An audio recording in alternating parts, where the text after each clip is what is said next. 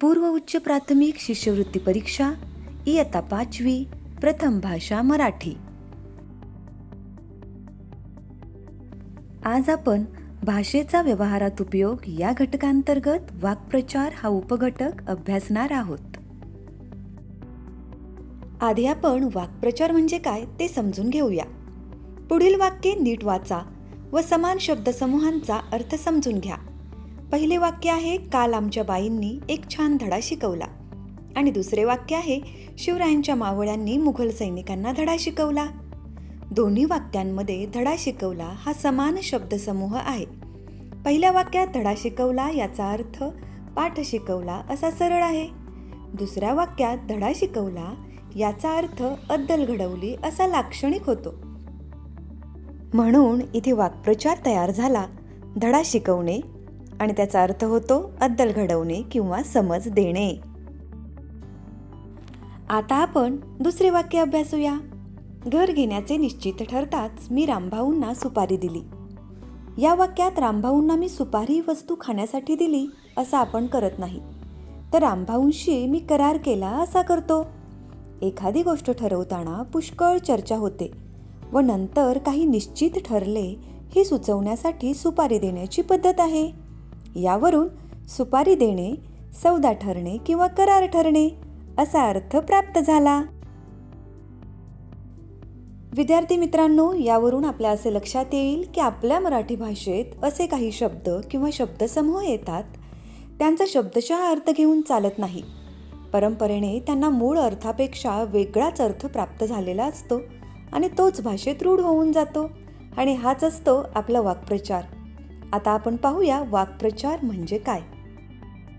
शब्दसमूहांचा मराठी भाषेत उपयोग करताना त्यांच्या नेहमीच्या अर्थापेक्षा वेगळ्या आणि विशिष्ट अर्थाने भाषेत रूढ झालेल्या शब्दसमूहास वाक्प्रचार असे म्हणतात। वाक्प्रचार म्हणजे भाषेतील संप्रदाय। वाक्प्रचारांमुळे भाषेचे सौंदर्य वाढते आणि वाक्प्रचारांच्या वापरामुळे भाषा परिणामकारक होते।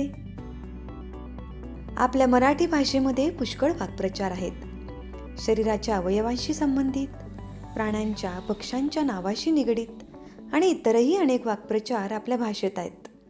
आपण जेव्हा वाचन करत असतो तेव्हा वाक्प्रचारांचा अर्थ आणि त्यांचा केलेला उपयोग आपल्या लक्षात यायला हवा। त्यासाठी आपण भरपूर वाचन केले पाहिजे। आता आपण काही वाक्प्रचार, त्यांचे अर्थ आणि वाक्यात उपयोग पाहूया। खांद्याला खांदा भिडवणे, एकजुटीने काम करणे। स्वराज्य निर्मितीसाठी सर्व मावळ्यांनी शिवरायांबरोबर खांद्याला खांदा भिडवून काम केले। यानंतरचा वाक्प्रचार आहे, छातीत धडधडणे, अर्थ खूप भीती वाटणे। अचानक समोर वाघ दिसताच रामरावांच्या छातीत धडधडू लागले। यानंतरचा वाक्प्रचार आहे, डोळे निवणे, आणि त्याचा अर्थ समाधानी होणे। वाक्यात उपयोग होईल, पांडुरंगाच्या दर्शनाने सखुबाईंचे डोळे निवले। आता अभ्यासूया पुढचा वाक्प्रचार, पदरात घेणे, अर्थ मनापासून स्वीकारणे।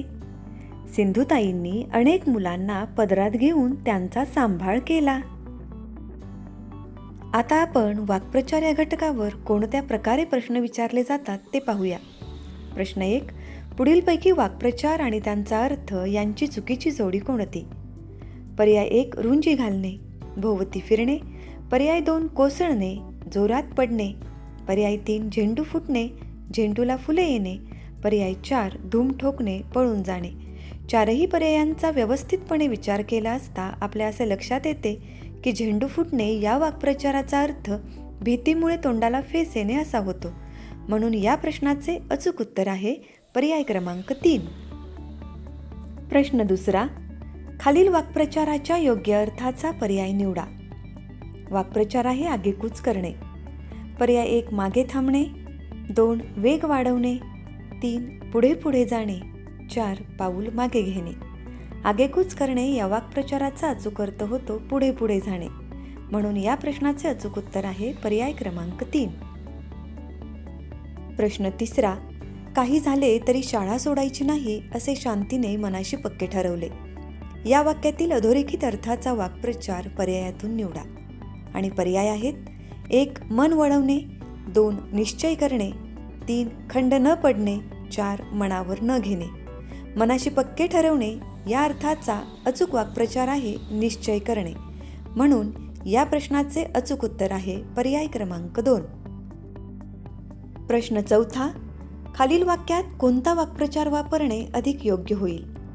आणि वाक्य आहे: तानाजी युद्धात लढता लढता डॅश डॅश डॅश डॅश. पर्याय 1 धूळ चारणे, पर्याय 2 धूळ फेकणे, पर्याय 3 धूम ठोकणे, पर्याय 4 धारातीर्थी पडणे. इथे अचूक उत्तर येईल पर्याय क्रमांक 4 धारातीर्थी पडणे. प्रश्न 5. खालील 4 वाक्प्रचारांमध्ये 3 वाक्प्रचार समान अर्थाचे आहेत. भिन्न अर्थाचा वाक्प्रचार कोणता? आणि पर्याय आहेत: 1 काबाड कष्ट करणे, 2 जीवाचे रान करणे, 3 रक्ताचे पाणी करणे, 4 जीव वर खाली होणे.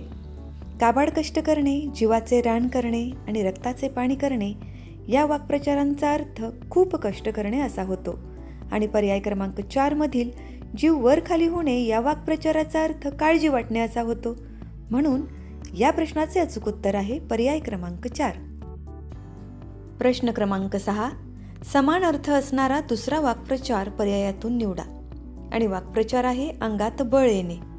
आणि पर्याय आहेत: 1 अंगावर शेकणे, 2 अंग झाडणे, 3 अंगात वीज संचारणे, 4 अंग चोरणे.